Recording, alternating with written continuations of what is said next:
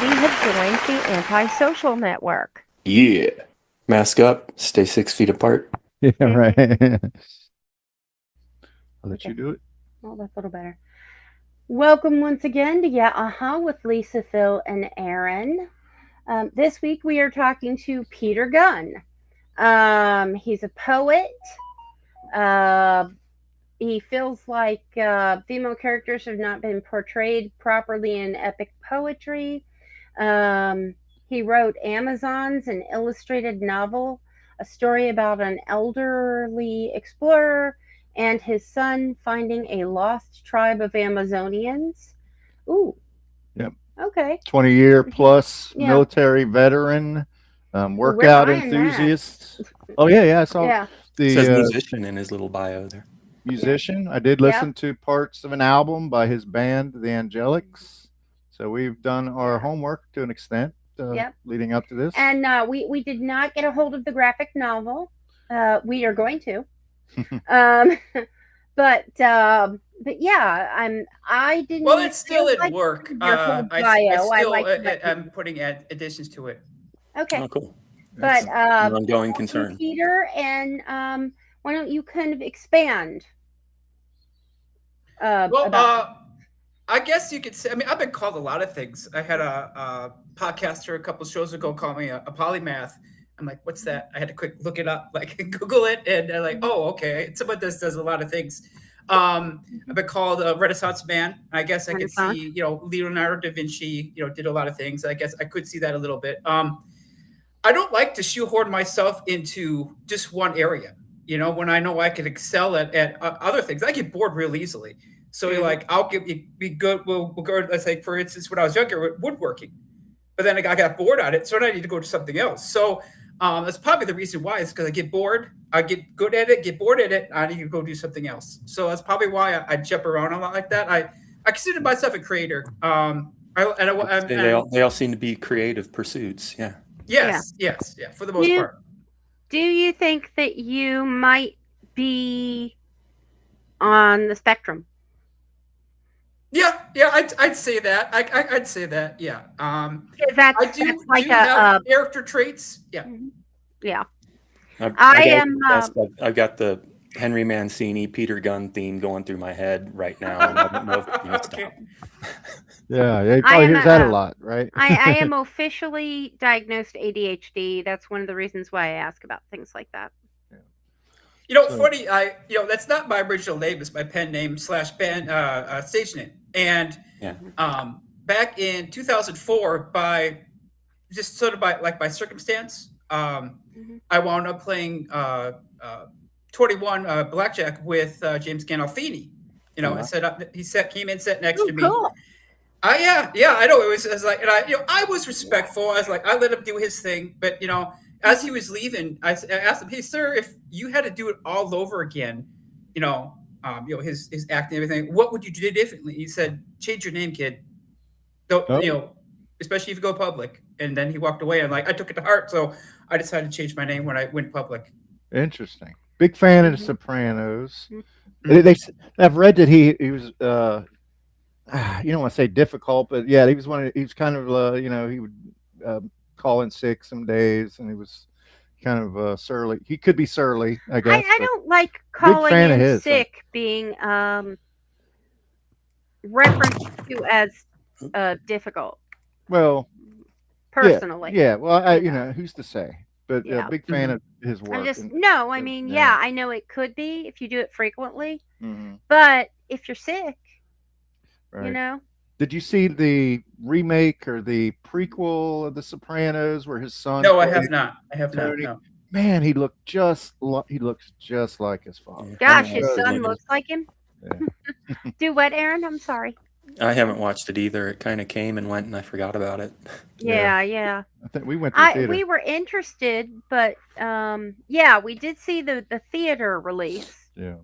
But we didn't, Yeah. And honestly, I don't remember a lot of details about it, so maybe that's why we didn't watch the series. Do you? There's what we watched the whole Sopranos. What are you talking about? I know we watched the whole Sopranos. I thought you said There was talking no about the Yeah. movie. the movie, yeah, Yeah, there was a movie release. but there was no series after the movie. Right. Oh, Okay, okay. yeah. Oh, never mind All right. then. All right. So back to the Amazons. Okay. You you I saw where you described them. Watched another podcast that you did. Um, 11 to 14-foot tall Amazons. Uh, Mhm. that's pretty uh, foreboding or intimidating, I guess. Right, I right. never really thought of them as being that large. But so, why do you feel like they have been kind of minimized in mythology and not really? Well, for one thing, they made them human size. Yeah. Well, I and mean, how did Wonder Woman fit in? But in mythology, they were Well, giants. I think number one, they've been minimized. Well, because they're women. Right. hmm Okay, they're women, so they're not looked at as powerful or you're not Mhm. something to be seen with awe. They're just women, And they're and they're just portrayed by it's human just women. Mhm. yeah, and it's just like okay, they're basically if Yeah. you dig into them, I'd say they're the equivalent of the Spartan society. They're very warrior like. They would actually there's some stories out there where some would actually cut off their breast in Mhm. order to be able to shoot a bow and arrow better. That's how hardcore they were. Okay, hmm and then Yeah, I'm not the doing that. size comes into play when I was doing a lot of research about the Amazon, about the area, and this is where fact meets fiction. Now, this is actual fact. They have found giant skeletons in the Amazon, although it's been covered up by the media, so they try not to let it out. But they have found 10-foot skeletons in the Amazon. Wow, I did Yeah. not know that.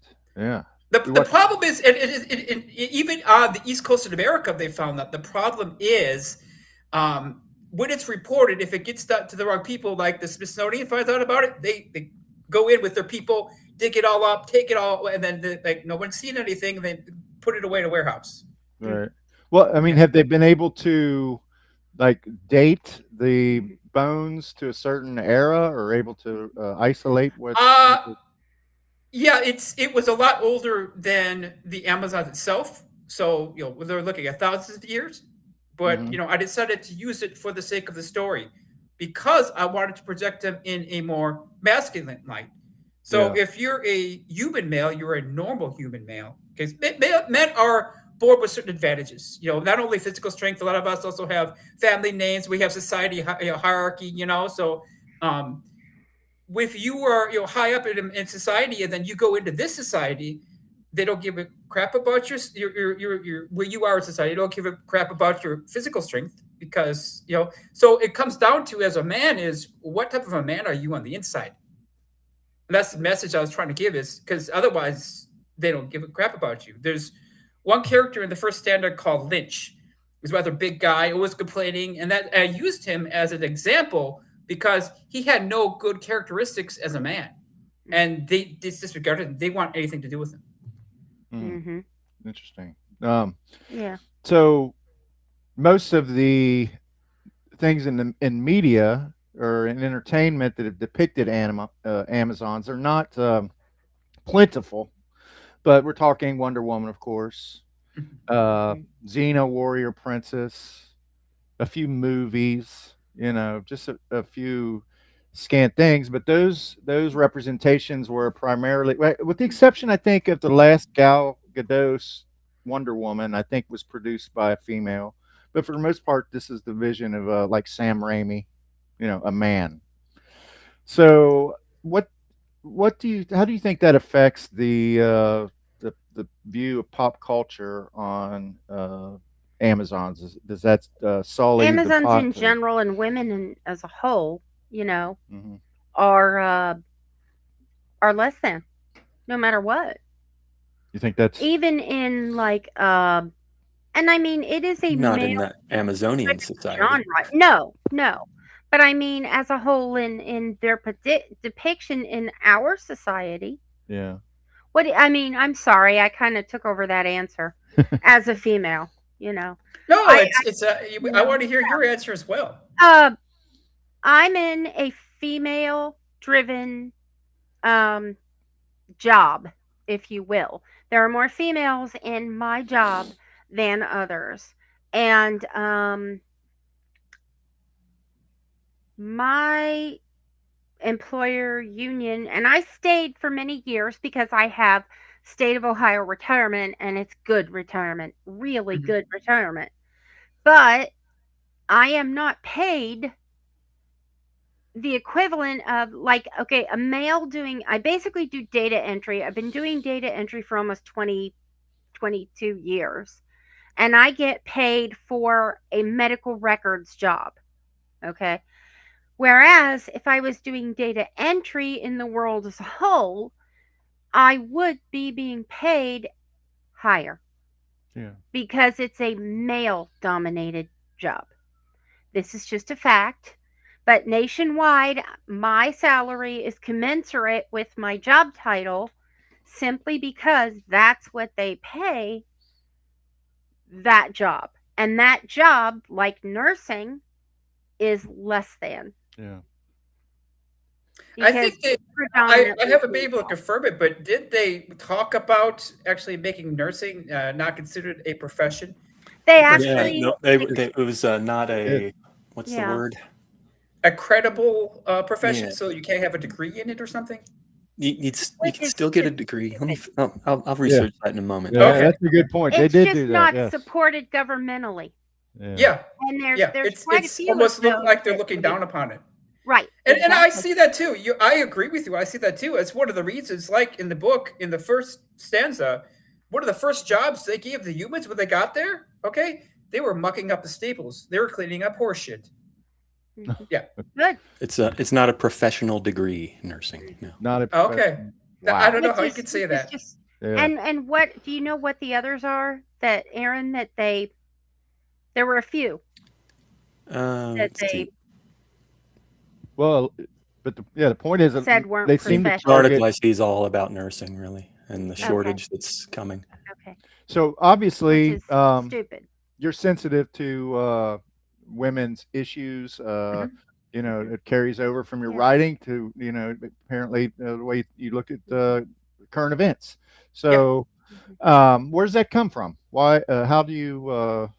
You know, we all should be. That's a good example. We all should be. But I mean, in particular, how did that come about for you? I've got a Well, I little more can't info too in a minute. specifically. Oh yeah. Okay, Okay. Well, when Peter. yeah, go ahead, Peter. I'm Okay, sorry. okay. I can't specifically say, but I mean, I will say one thing. My mother had a lot to do with it. I guess the best way I could describe her would be if you know the character Sarah Connor from Terminator 2. That's the Mm-hmm. best way I can describe her. Wow. I Let me remember have my a, second grade That's teacher my mom. was scared to death of her. Like I Uh-huh. remember she said something to her, took her off the side. I don't know what was said, but after that, every time the rest of the class got in trouble, I didn't get in trouble for anything. Mhm. Wow. I would not be surprised if she threatened her life, and that's the type of person my mother was. Wow. Okay, yeah, Your mom was the muscle Uh, when you needed my something mom, done. my mom, what is it? My brothers are a SEAL and a not Green Beret, but like a Ranger. 101st Ranger. Yes. Okay, Okay. My dad, a Marine from Korea, came home, still had shrapnel in his body when he died. Okay. And people were afraid of my size 4 to 6 mom. Right, Okay. right, right. She was a She was tornado. she was a powerhouse. hmm And it's really hilarious. I mean, she was like 5'6", but she was so tiny. And I had a principal who actually retired when he thought about us coming back the following year. He took early retirement to not ever speak to my mother again. Wow. This is, I mean, we would end up in the office for some That's reason funny. because I was bullied a lot. Yeah. And we would be in the office and he'd see me in his little, and I'm like in second grade, like you said, first, second grade. And, and I would see his hands just shake, Yeah.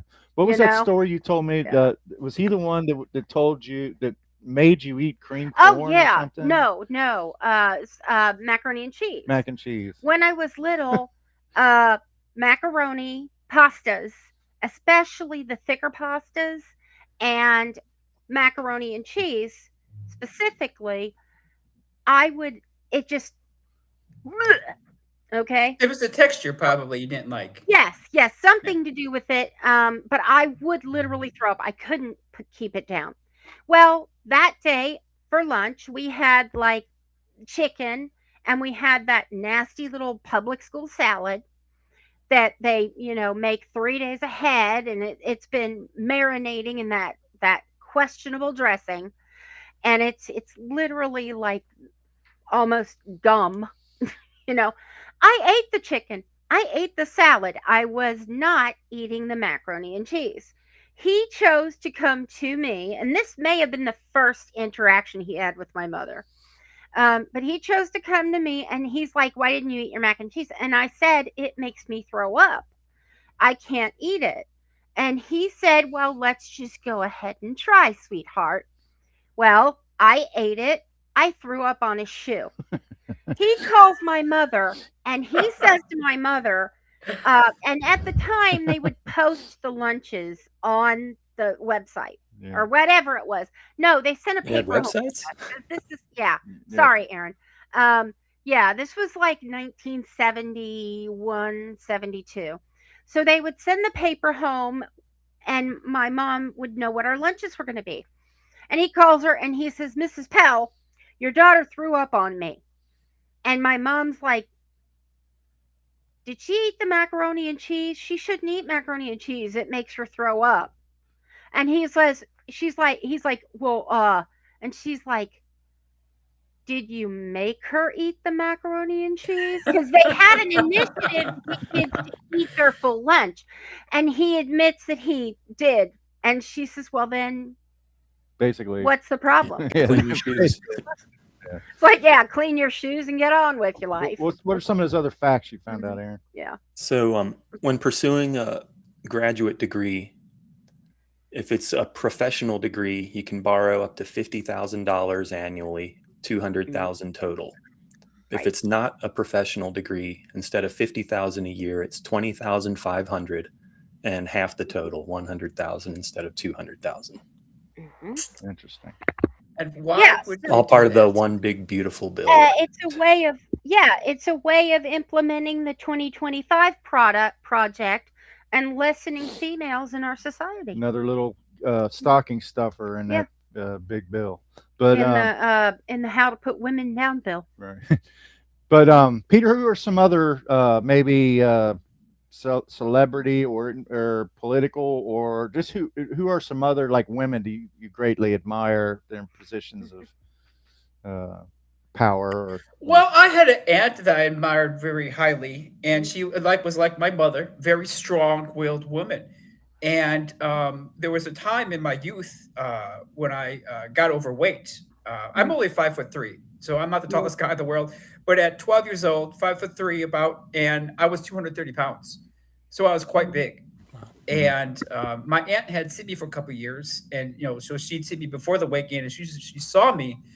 Um, she cut corners. She said, "My God, man, you look like shit. What happened to you?" And she just like her saying that hurt, but I needed to hear that because everybody was nice to me. Like, no, you just need to lose a couple pounds. Everybody was nice about it, but she just didn't mince any words, said it like that, and I needed to hear that. And I to this day am thankful that she said that to me. Yeah. Yeah. So, so was that kind of the inspiration for your kind of lifelong dedication to health and fitness? Well, yeah. After I decided to do something about it, and start losing the weight, got into the gym, I fell in love with bodybuilding, and I found it fulfilled me creatively, sort of like treating your body like it's a piece of clay. So you get the shape and mold it into the shape and size that you want to, and I fell in love with it. I just think it's a beautiful sport, and if it's done naturally, that is. Right. Without steroids and that type of thing. Yeah. I remember that burst into popular culture because of Arnold Schwarzenegger, the movie, the documentary that And I remember kids. Do you remember this, Aaron? Kids at school that would carry around bodybuilding magazines. You'd look at these dudes that were like leafing through Yeah. these magazines, and some of them were in sports or I remember Mike McCarthy maybe. Yeah, I mean, it really kind of exploded into popular culture. And it's a unisex sport. I mean, Yeah, male, to an extent. Like when I was, There's I plenty guess, of female bodybuilders. yeah. Oh yeah. Well, Yeah. yeah. When I was 11 or 12, I just want to speak to that. This is one of the things. My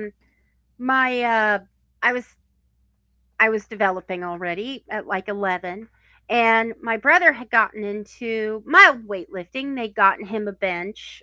He was 5 years older than me, and he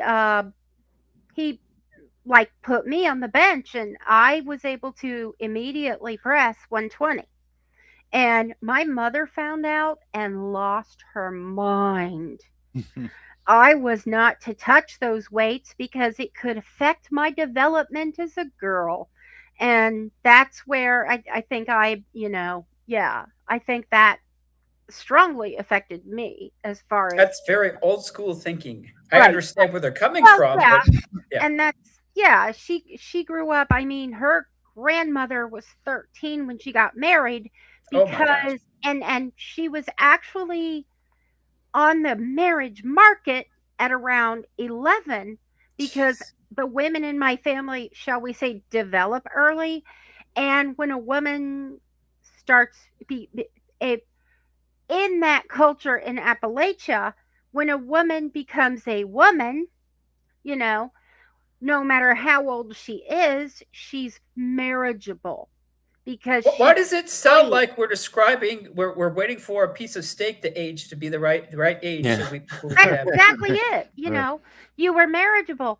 Plus, I do believe the fact that, uh, girls do have a tendency when they start becoming a woman. Let's just put it on when they start menses. They kind of do have a tendency to become little bitches. Yeah. And why not get that little bitch out of your house? Marry off.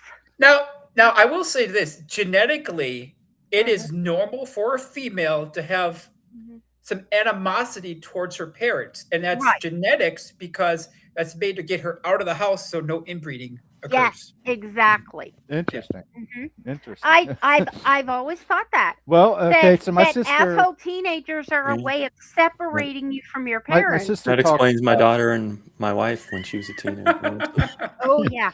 my Oh my yeah. sister talks about she felt intense pressure from my mother to get out of the house when she reached a certain age. Right. It was like, you Like need to, around 17 yeah, and like really yeah. young, like compared Right, to my brother, 16, or 17. Yeah. myself. Philip and his brother were not, they were fine. You can stay. Philip is actually why his brother left because his brother was 12 when Philip was born and they shared a room. Yeah. So, That would be hard. 18 Looking years back on it, old. that would be hard. Yeah, for me. 18, 6. You're sharing a room with like a 5, 6-year-old. Yeah. At one point, Although Philip found his magazines and showed his magazines to his very, very, very Bible thumpy grandmother. Oh no. he, Oh he, holds no. it- he doesn't talk Yeah. to me to this day, really. Not that, Right, Oh. right. never. Yeah, But- there has been a schism. So, did you do this bodybuilding professionally? Did you do shows and stuff like that? Well, I did my first show when I was 18, and I've learned very quickly that I had to make a choice because I saw the guys that were on steroids and then the guys like myself that were not on steroids. I had to make a choice. I decided not to do it. It did stop me from competing. I still kept going into it, but I knew where I would place. And it wasn't until I joined the military, then I knew these guys weren't on steroids. And all of a sudden I started placing higher, like, oh, gee, I wonder. Yeah. Right. So, I'm glad you brought up the military. I'm interested in that because you have 24-year, was it right? 24-year career in the Air Force? Was it the Air Force? She's short of 21 years, so 20 years, 9 months. Yeah. Okay. Yeah. Okay. So, how did that like PK Seth talks about the warrior ethos? I mean, how do you carry your experience in the military into your creative endeavors now? Um, whether it's the Amazons or the music or whatever. Well, me getting into bodybuilding at early age, not only it taught me discipline, it taught me the advantages of diet, it taught me the advantages of timing, it taught me the advantages of getting my ass up, at a good time because I wanted to do it. So it instilled discipline in me at a very young age. I had people when I was 16 tell me I act like I'm 40, but I started learned to love it. So that when it came time for me to go into boot camp, okay, it was like water off a frog's ass. It was easy for me, in the Air Force they call them training instructors, okay, in the Army they call them drill instructors, the guys that are there to yell at you, okay, to train you. Mm-hmm. And the training instructors did not like the fact that it was easy for me. They said go do push-ups. I said no problem because I've been working out in the gym for so long. It was go run 2 miles. Oh, only 2 miles. It was my. I didn't say it to them because you don't want to have an attitude, but that was the way I treated it. You don't want them to say And make it 10. Yeah. yeah, I know. But then towards the end, like I want to say, with like 2 weeks left of boot camp, they had this young man that was very intelligent. Okay, Mm-hmm. that they brought him into our flight and said his name was Trady Manis. And I will never forget his face. 'Cause you want to talk about scrawny. His arms look like pipes. Big glasses, thick Coke bottle glasses. But very smart young man. And they said if he's been recycled twice, so if you get recycled 3 times, you can get out of boot camp.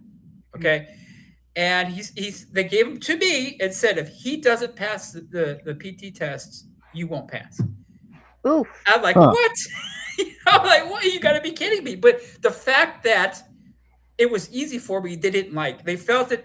I guess it was like a slight, like they weren't doing their jobs effectively enough. So like, here, we'll give this to him. Now Oh, have fun. That sort of thing. And Their job's to kind of break you during that time. yes, exactly. Right. Right, Push right. And my how limits. is it if you're They doing were- it well? How did they break you?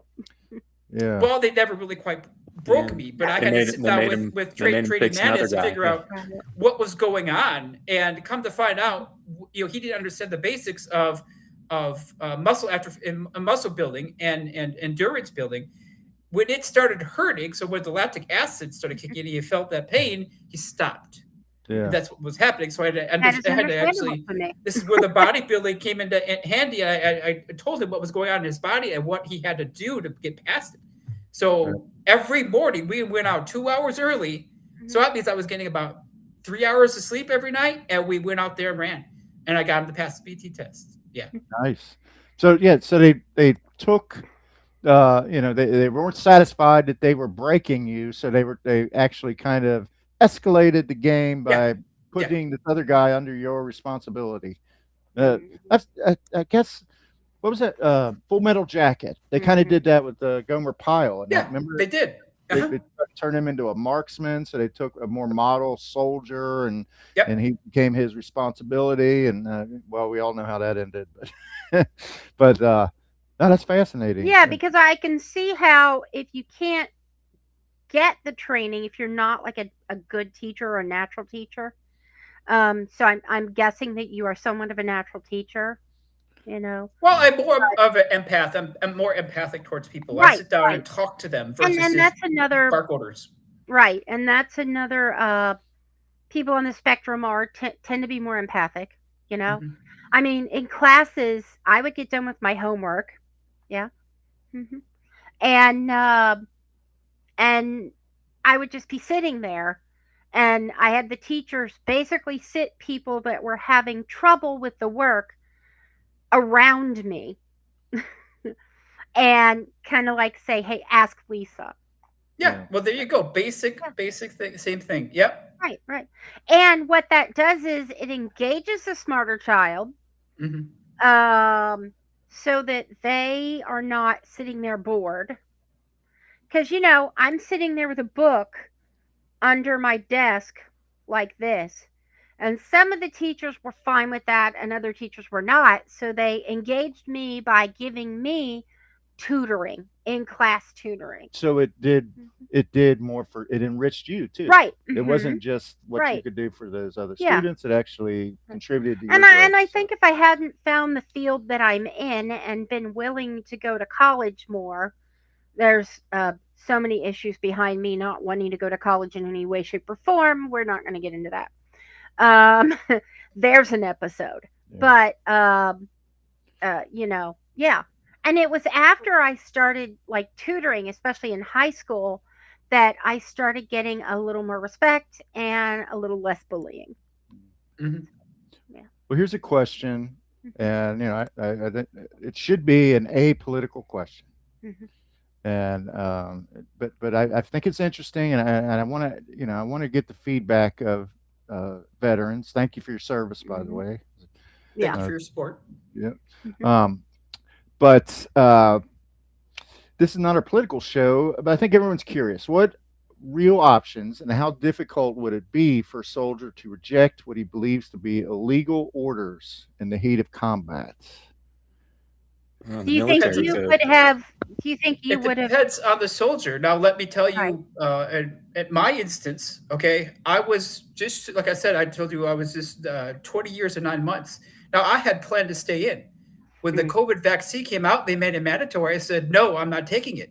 And everybody looked at me like, how dare you? And they tried to pull me into the commander's office and yell at me like I was 5 years old. And I'm not taking it. It's an unlawful order. So they forced retired me. Interesting. Okay. Yeah. Okay. Well, But there I you are. refused to take it. Yeah.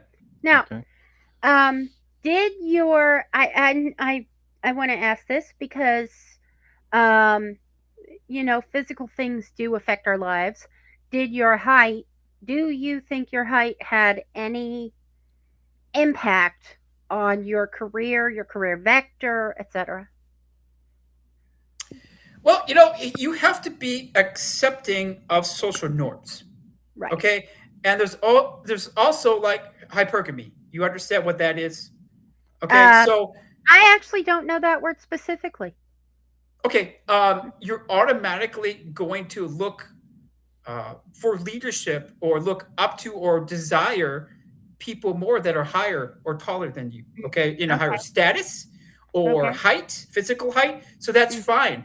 You have to understand that when you're short like me, you may have to prove yourself more. Which I had no problem with. Isn't there a It's maximum just a matter height of for me being pilots? myself. Yes, there's a maximum and a minimum. Yes, because otherwise, they will hit the canopy. They can't be touching it. Yeah, especially. Yeah, Well, and I worked on fighter jets my entire career, so that's very important there. now what did you do on fighter? I mean, what did you work on? I guess in civilian terms, you would consider me an aircraft electrician. I worked on the electrical systems and modified them and upgraded them and did repairs. Yeah.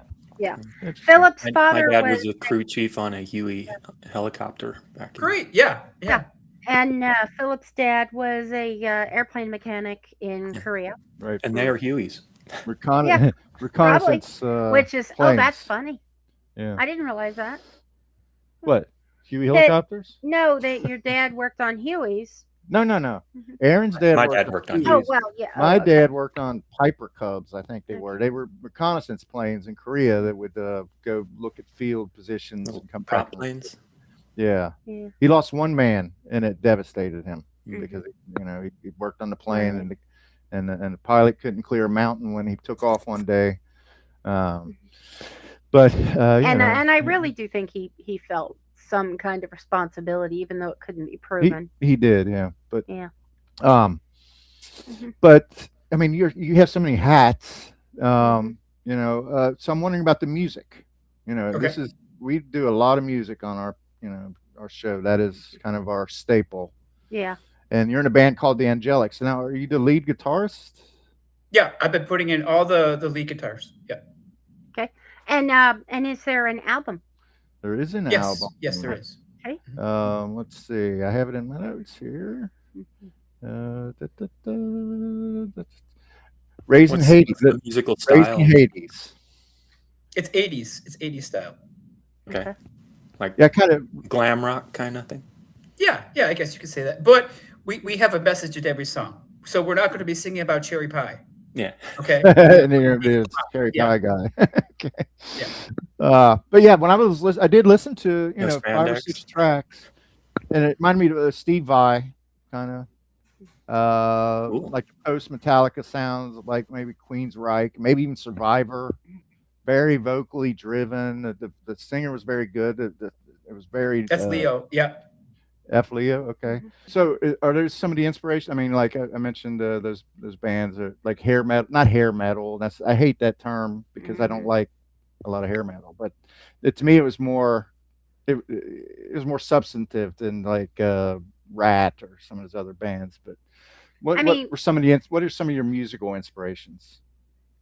Well, oddly enough, my musical inspiration is the same as my poetic inspiration is David Coverdale from Whitesnake.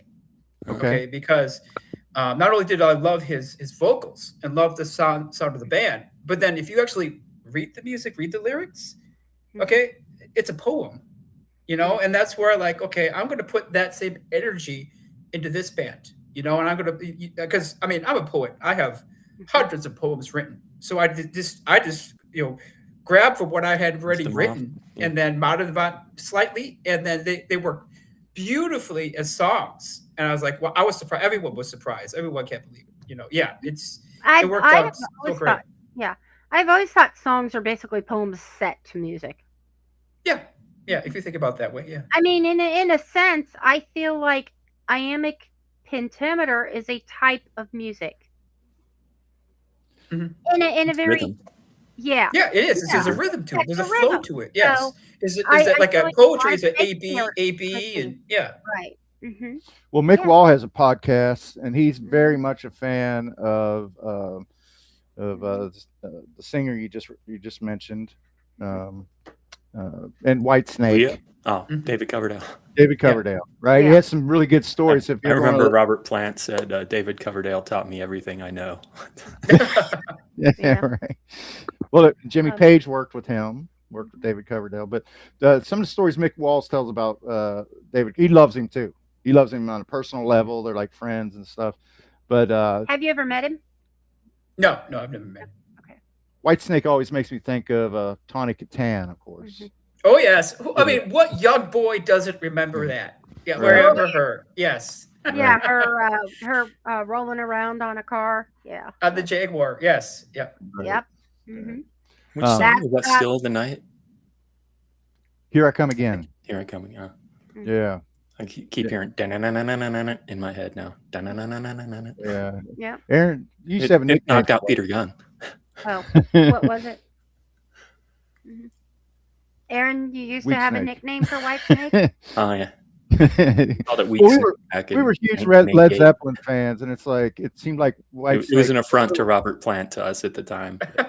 We outgrew that. Yeah. They were, I mean, you like what you like for music. Nothing wrong with that. There's nothing wrong with Whitesnake.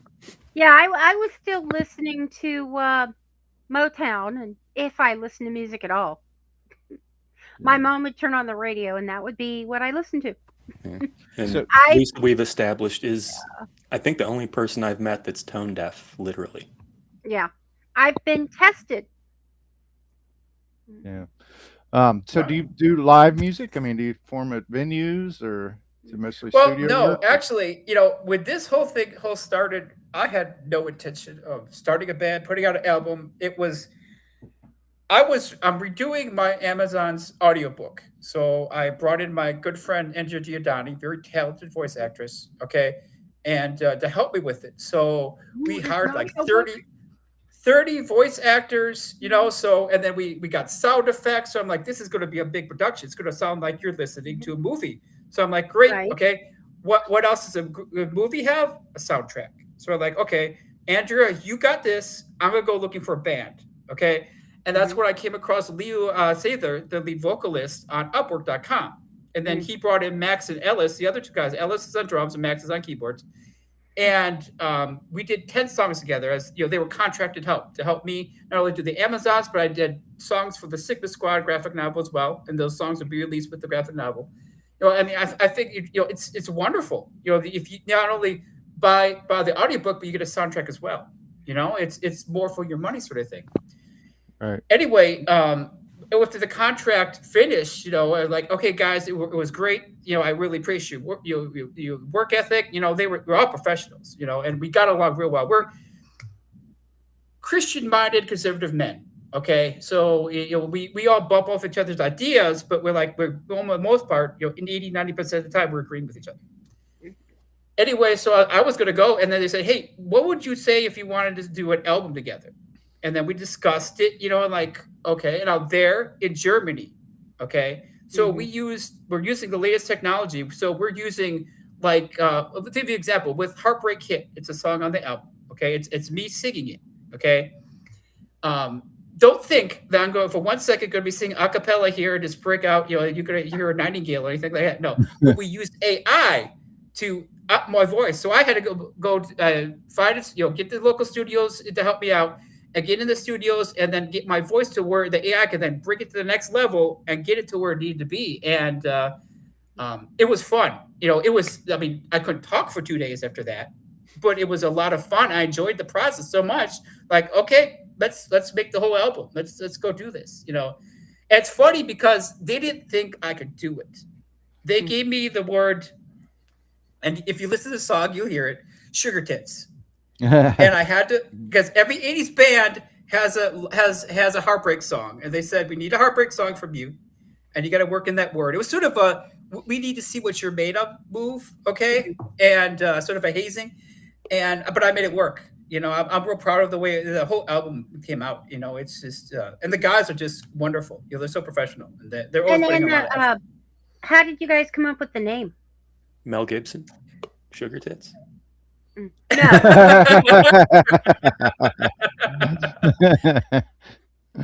No, the name of the band comes from my NTE when I was younger, where I had an encounter with an angel, and that's why I decided to call the band the Angellics. Okay. Angellics, yeah, it's a good name. Look good. It would look good on the back of a leather jacket. Yeah. Yes. And there again, being an entrepreneur, I have a group of artists that are working with me, so I put them to work on that, and they did a phenomenal job with the artwork in there. I was so surprised. Like, it just worked out so well. I'm so pleased with it. Copacetic. Yeah. Yeah. So we should mention occasionally we're talking to Peter Gunn, the author of Amazonians. Isn't it? Amazon's an illustrated novel, and which will be available in audiobook. Yay! Right. So Peter, we'll get both. We mentioned earlier that we play a little game at the end of the show called the Elite 8 Mini Bracket. It's kind of fun. You can abstain if you want to. We always leave that as an option if we want to continue to talk about some of your projects. But we have about 10 minutes left, so this would be the time to start it if we're going to. So would you want to play the game with us? Sure, we're going to try. All right. So this is a pretty simple game. Basically, we have 4 matchups. We go down to 2 matchups, and we have a championship. It's like a Marianne versus Ginger format. Right. We'll mention 2 things. The topic is top 8 actresses to play Wonder Woman. So we have live action. I tried to make the first 4 matchups a live action Wonder Woman versus a animated Wonder Woman. But I think you may know most of these actresses and be able to make a choice. So are you ready? Okay. All right. So I'll be the Wink Martindale of this, so that there are no ties that we have to break. So, but our first matchup is Linda Carter, who was, of course, the iconic television Wonder Woman from the series that was locked into the 1940s Nazi era, World War II era Wonder Woman, versus Maggie Q, who was part of the animated Young Justice version of Wonder Woman from 2007. Maggie Q, of course, has done a number of roles. Most recently, she did a spinoff from the series Bosch, where she plays like a hard-boiled detective. So Linda Carter versus Maggie Q. Peter. I would say Linda Carter. Okay. Yeah, absolutely, Linda Carter. I don't know who Maggie Q is. Me too. I mean, I had the hots for her. Well, Okay. you should check. And no disrespect to Maggie Q. Love her. Love the new Yeah. series, the Bosch spinoff. It is so good. You guys should look into it. You talk about badass women. Yeah. Maggie Q. Yeah. You should check her out. Yeah. Anyway. She's great. But and she manages to be badass with the softer side, which is so is her much. last name the letter Q or CUE or Q. It's the letter Q. Just Q. Okay. It's probably like Peter's name. It's probably a nom de plume or whatever. Yeah, more than likely. Yeah. But I would have said Wonder Woman 2 or Linda Carter. See, I didn't mistake her. Yeah, she is Wonder Woman to me. If I had a vote, I would have said Linda Carter, but it's a sweep. All right. So matchup number 2 is probably the second most famous Wonder Woman, and that is Gal Gadot, who starred in a series of movies recently. I think she pronounces it Gadot. Does she really? Yeah, Okay. she's not French. She's Israeli. Right. She's Jewish. Yeah, she's Jewish. Yeah. She was in the Israeli army at one time, I believe. Yeah, she took a lot of heat for that too. Yeah. Right. She was an IDF trainer. Big fan. I like Gal Gadot. Versus Rosario Dawson. If you need reminding, Rosario Dawson was in Clerks 2. She's done a lot of other stuff too. She was in Quentin Tarantino's Death Proof. Is she the one in Guardians of the Galaxy? Guardians of the Galaxy, I believe. Yep. What was she in Guardians? I'm not sure if it's her or Zoe Saldana. No, it's Zoe. The green one? Yeah. Yeah. That was Zoe. Okay. Not Rosario. They were both in Death Proof, and now I mix them up all the time. So, Aaron, where do you lean on that? Yeah, Gal Gadot. Okay. As far as Wonder Woman goes, I don't think I'm familiar with Rosario Dawson's Wonder Woman. Okay. Peter? I would say Gal Gadot all the way. Okay. Okay, I'm going to throw one to Rosario. Speaking to Girl Crush, if I'm going to go with the Girl Crush theme, I'm with it. Right. She's kind of adorable. Yeah. Rosario Dawson. She's got like this real next not door. to say that Gal Gadot is. She's got a Star Wars series too, right? Is like model beautiful. Ashoka. Yes, she's Ashoka. Rosario Dawson. Yeah. Gal Gadot is model beautiful, and I don't get girl crushes on that type of woman. Yeah. So. Well, if I had a vote, I would have gone with Gal Gadot by a shade because I really do like Rosario Dawson. But all right, so here we go. The third matchup of round 1. Now I don't know if you know Adrienne Palicki, but she was a star of the show Friday Night Lights. She was the girlfriend of one of the lead characters in the show. Blonde. Okay. Yeah, she went through a lot of stuff on that. Yeah. You should watch. That's outstanding show. Yeah, if you haven't seen that's better than the movie Friday Night. About high school football. Yeah. Mm-hmm. But it's so well done. Well, it's like it's a backdrop. Mm-hmm. It's all right. all soap these opera about high school football. I wouldn't say it's a definitely, if you call it a soap opera. I agree with Aaron. Yes. Soap opera.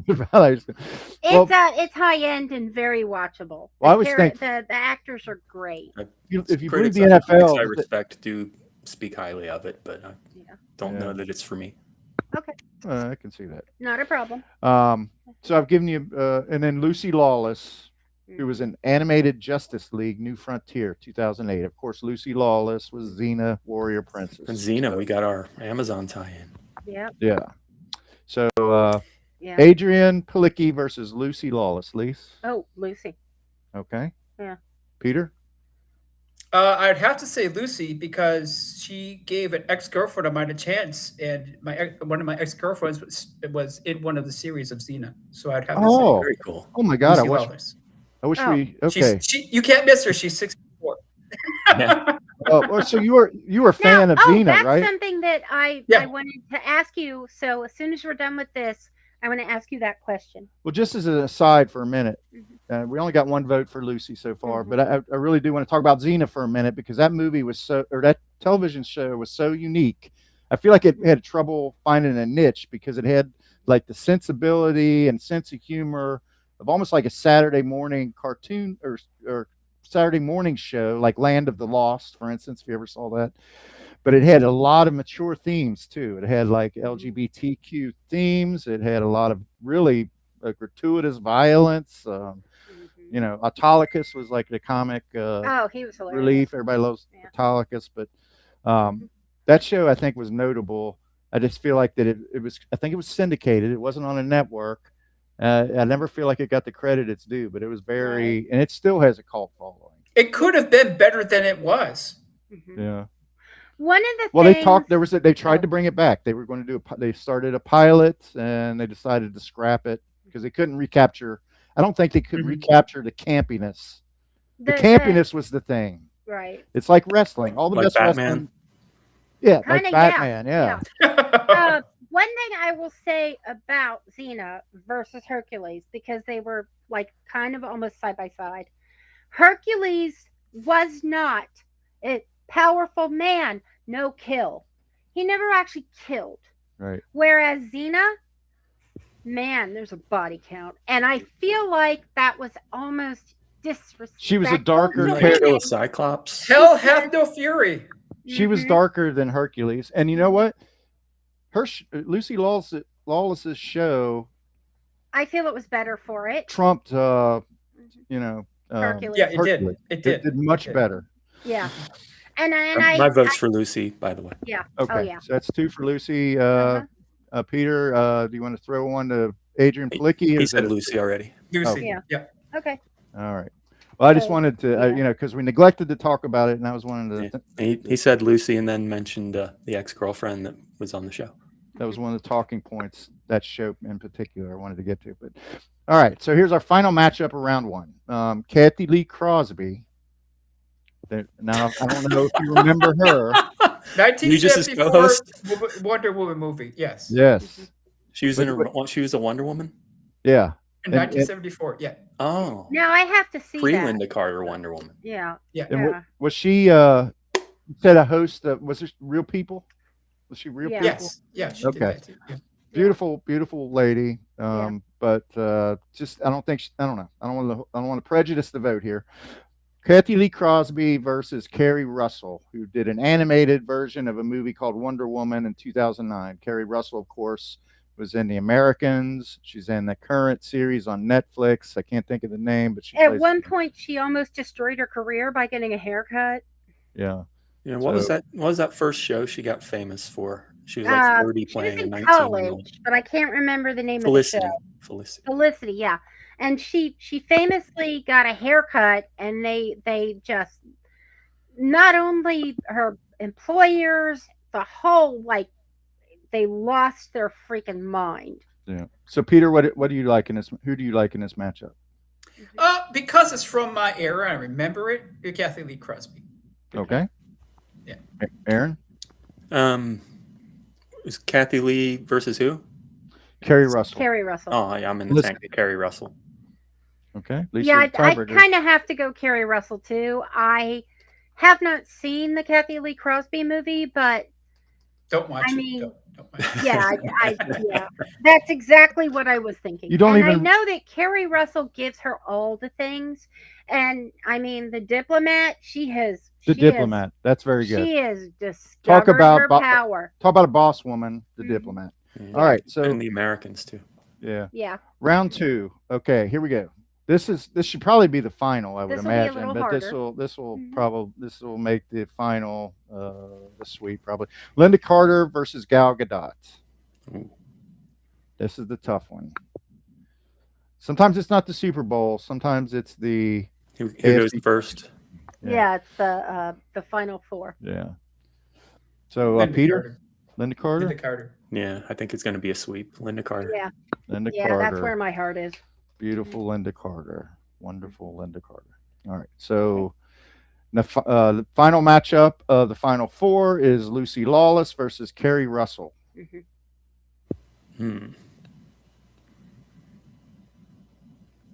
Lucy Lawless. Okay. Yeah. I can't picture Kerry Russell as Wonder Woman. No. I can't either, really. All right. So we got our championship. Petite for an Amazonian. Yeah. Linda versus Lucy. She's not 11 foot tall, that's for sure. Girl crush versus girl crush. Yeah, this is a real tough one. Lucy Lawless is badass. Linda Carter is iconic. So Lisa, let's let you start it off. I'm going Linda Carter. Iconic. Okay. Icon. Peter? Linda Carter. All right. Aaron? You're Wonder Woman. Yeah, Linda Carter. All right. So that one, Yay! that was a good one. Buy a hair for me. Buy a hair. A lot of great participants. Wasn't close for me. It was going to be Linda Carter from the start. Yeah. One last quick question, Peter, I wanted to ask. Have you leaned towards tall women in your dating, or have you just, Oh, Okay. because you the mentioned one one woman of was your previous 6'4". girlfriend was over. No, it's an interesting question for me because I do see a lot of shorter men with taller women. I have a cousin who's 6 foot tall, and she So gets you're hit on asking if he's a short king. right. I guess, yeah. Okay, let me explain to you how it happened. Okay, Mhm. she was a bartender at a local bar in Wisconsin. Okay, a very quite popular young lady. Okay, so I thought I wouldn't even bother. Like I would get drinks from her. Okay, and you know, and I'd talk to her back and forth, and um, I guess my working out had she took notice of it because I used to go up, like when it was hot and my shorts would be rather short, and I guess she fell in love with my physique and she asked me out, and at first I thought it was a joke. I'm Mm. like, hey, that's a great joke. I started laughing, and then I, look at her like she's not laughing with me. She's serious, So we did start dating. Yeah, but I did not go after her. She went after me. Yeah. Nice when that works out that way, I because that's not very just often. always wonder if it's an unconscious biological urge, if you will. Yeah. I think It's funny for coincidence. working in the Middle East. I work with there's a few guys that are and actually working in the gym as a personal trainer too. It's when you're short and you're built, a lot of gay men automatically like you. So I've actually had to um, uh, actually go out of my Almost wear a way to T-shirt avoid that them. says "I'm Go not out of gay." my way to avoid them. Yes, and like Yeah. in the Middle East, and then I've had to actually have chaperones come with me to meetings and offices because certain people had crushes on me. Yeah, Had to break some hearts. unfortunately, yes. There was some broken dreams along the path. All right. So Peter, it's been a lot of fun. So we got just a minute and a half left. Why don't you tell us how people can get hold of your stuff and see your work and order your work, that type of thing? Okay, great. You could go to www.puregun.net. You can see most of my projects there. And if you want to download the album, it's called Hazing Hades, and the name of the band is Angellics. It's on all the music platforms, like 24 of them right now. So you should be able to find it. Okay. Awesome. Peter Gunn And, with 2 N's. Yes. So we'll let you have the rest of your Sunday. Go work out, do what you need to do, break some actually- hearts. Pleasure. Actually, we'd love to have you on Audibles. Oh yeah. If you got an album that you like, we break it down. We would love to have you on to. What we to do it. is it needs to be an album that Philip hasn't heard in its entirety. There's a lot of them Yeah. out there. Okay. That's the conceit of it is Phil hasn't heard the album. Well, let's Right, let's right. hold on. Let's go ahead and run the exit, and then if we want to, if you hold on for a Right. second, then we'll talk about that. So Okay. have a good Sunday, Peter. Okay. Take care.